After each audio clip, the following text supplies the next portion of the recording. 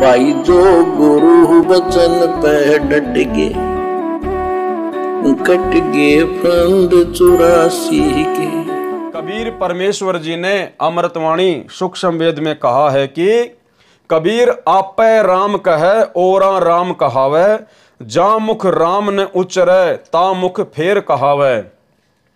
अब यहाँ एक बात हमने ध्यान रखनी है, जिस प्रकार गुरुदेव भगवान कह रहे हैं कि सामने वाला व्यक्ति यदि आपको राम राम कहता है तो आप भी उसके प्रत्युत्तर में राम राम बोल सकते हैं।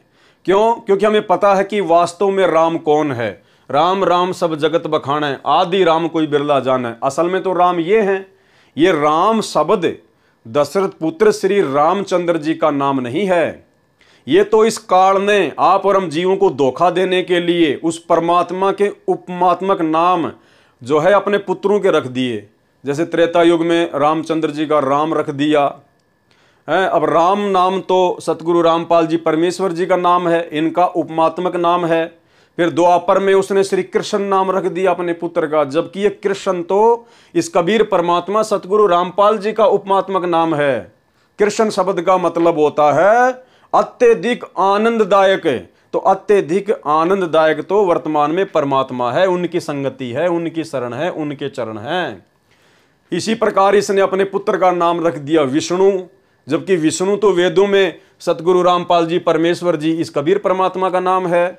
विष्णु का मतलब होता है अग्ने तनुर असी, विष्णवे तवा सोमस्य तनुर असी, कबीर अंगारी असी, बंभारी असी, सवर ज्योति रितधामा असी। यानी जो परमात्मा तीनों लोकों में प्रवेश करके सबका भरण पोषण करता है उसको असल में विष्णु कहते हैं। तो ये सारे नाम हमारे गुरुदेव भगवान कबीर परमात्मा के उपमात्मक नाम हैं। लेकिन काल ने हम जीवों को भ्रमित करने के लिए उस परमात्मा के उपमात्मक नाम अपने पुत्रों के रख दिए।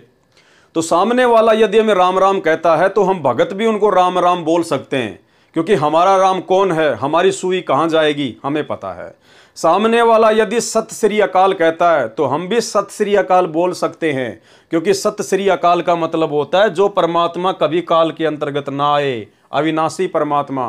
तो हमें तो पता है कि सत श्री अकाल कौन है। लेकिन ध्यान रखना है, यदि कोई सीताराम सीताराम कहे तो हमने सीताराम नहीं कहना। राम तो ठीक है, लेकिन राम के साथ में जो सीता शब्द जुड़ गया ना, वो सीता हमारे परमात्मा का उपमात्मक नाम नहीं है। यदि कोई जय माता दी कहे तो हमने जय माता दी नहीं बोलनी है। तो हमने ध्यान रखना है इन बातों का। जिस प्रकार के शब्द आप और हमारे को बोलने से मर्यादा खंडित ना हो, जो हमारे परमात्मा के उपमात्मक नाम हो, केवल उन्हीं नामों से हम सामने वाले को उसी के प्रति उत्तर में संबोधित कर सकते हैं, जिससे मर्यादा खंडित ना हो। कबीर आपे राम कहे ओरा राम कहावे, जा मुख राम ने उच्चरे ता मुख फेर कहावे।